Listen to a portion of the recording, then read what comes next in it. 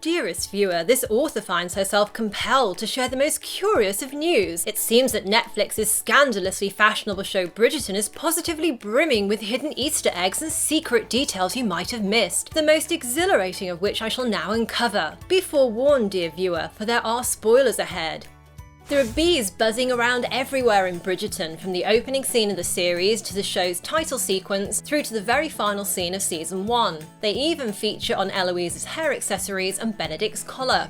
The first bee appears on the door of the Bridgerton household just as Lady Whistledown mentions the widowed Viscountess, a neat reference to how Violet became a widow after her husband died from a bee sting in the novels that the show's based on. Also, at the start of the final episode, when Whistledown talks about the fastest courtship on record, notice this bee on the roses decorating the just-married couple's carriage. Of course, Miss Leopold and her new husband would leave London mere hours after their wedding. Reason?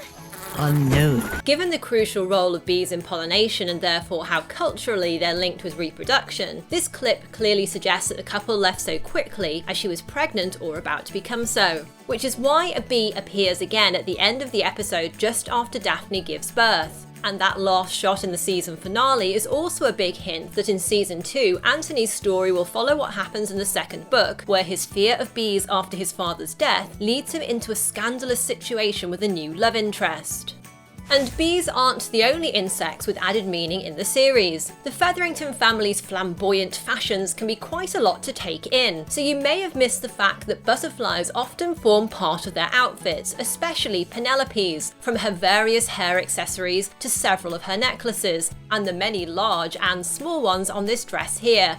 It's certainly fitting that the show associates butterflies with the Featheringtons, as not only are the insects often highly colourful, but also because of their short lifespans and ephemeral beauty, they can be symbols of empty vanity. As to why they're linked to Penelope in particular, the fact butterflies often symbolise transformation, freedom and new beginnings is a hint that Penelope's not exactly what at first she appears to be. At the beginning of the show, she seems to be a debutante that few people pay attention to. Penelope, I did not see you there. But by the end of season 1, our perception of her has been transformed as we discover that she's the author of society's most popular scandal sheet, whose words everyone listens to. And thanks to that secret identity, she enjoys a level of freedom she never had before. A scribbling woman is the most canine. If that should be true, then this author would like to show you her teeth. When it came to dressing the Featherington family, costume designer Ella Moroznik went deliberately over the top, aiming for a gaudy, over-decorated, overzealous look to convey the fact they're nouveau riche and to create a sharp contrast with the refinement of the more well-established Bridgerton family.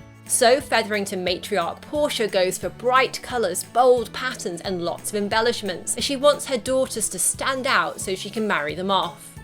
The Bridgerton family's look is more elegant and muted, leaning into a pretty, pristine, powdery palette of pale blues, silvers and greens. And when it comes to Daphne specifically, as her character matures she goes for duskier colours with richer pinks and blues and deeper silvers. As costume designer Moroznik puts it, she begins as a porcelain doll and becomes a woman. As for Eloise, who's smart, rebellious and speaks her mind, Perhaps you should like to paint a picture. her clothes tend to be simple in shape and quite covered up. And rather than being sent out and decorated, she gets what the designer calls a masculine twist.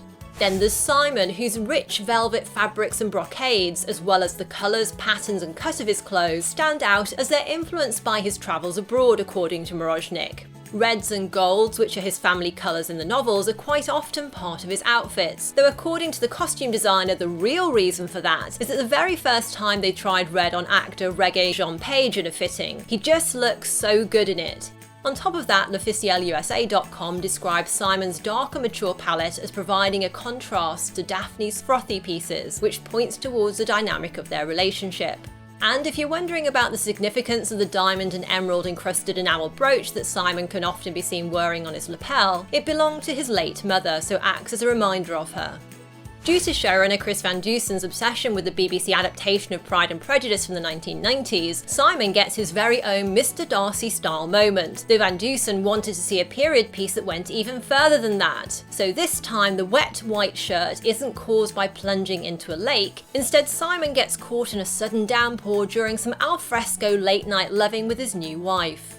Tulips are mentioned a few times in the show, but this exchange between Violet Bridgerton and her son Anthony particularly caught my attention. Tulips. They symbolize passion. Most appropriate hem for your sister when she decides to marry the Duke. Perhaps your bride would like the same. This seemingly small moment is very significant, as it's a big clue to what will happen in season 2 of the show. Why is that? Well, because it's a hat tip to the novels where Violet has filled the garden of her country home with one of her favourite flowers, tulips. And in the second book of the Bridgerton saga, Anthony picks a tulip for his new love interest. So, in the first episode during one of Anthony's trysts with Sienna, when you see his watch on this piece of furniture with a tulip-like design, it's a subtle hint that his time with her will soon be over, as his new love interest in the second season will be the woman he gives a tulip to in the books.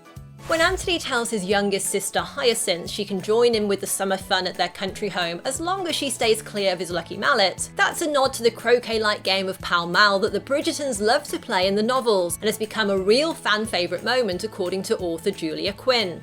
That game, which in the second novel Daphne says is full of bad sportsmanship, cheating and lying, and is less about winning than making sure the other players lose, plays an important role in Anthony's love life, so it'll very likely pop up in the second season, especially as Quinn asks showrunner Van Dusen to make sure it does. During a flashback to Simon's childhood, we learn his father had him hidden away because of his stammer. Instead of going to school then, his governess taught him, and his lessons included Latin, which was usual for boys at the time. An interesting detail that signals the kind of man Simon will grow up to be are the Latin conjugations on the blackboard for the word pugnare, which means to fight, to battle, to strive, or struggle. As a child, Simon strove to overcome his stammer and lack of confidence with the help of Lady Danbury, and as an adult, he not only gets involved in boxing, but he also ends up in a duel with Anthony. So this shot shows how Simon has, in a way, been learning the meaning of fighting since he was a child.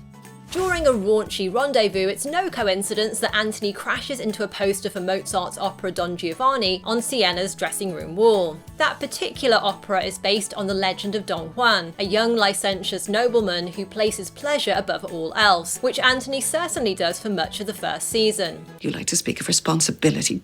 My dear son, pray tell, what should you know of it? The way the framed poster tumbles to the floor could also be a little hint to how Anthony and Sienna's relationship will eventually come crashing down. The line "for 3 nights only" on the poster also foreshadows the temporary nature of their affair. There's another clever bit of foreshadowing on the dance cards and the ballroom floor at Danbury House, where a Latin phrase appears which means "we do not learn for school but for life." This fits the show well because, as showrunner Van Dusen says, Season 1 focuses on the education of Daphne Bridgerton, who starts out as this young, innocent debutante who knows very little of love and nothing of sex. Titled, chaste, and innocent. This is what they have been raised and trained for since birth. Then, as Van Dusen says, over the course of the series we watch her transform entirely. Now, what did you think of Bridgerton, and did you notice any little details or Easter eggs? Leave your comments below. And if you enjoyed this, don't forget to leave a thumbs up, it's hugely appreciated. Tap left for my next Netflix video, including a full breakdown of the Sabrina series finale and a potential part 5. Or tap right for something else you're sure to like. Thanks for watching and see you next time, yippee-ki-yay movie lovers!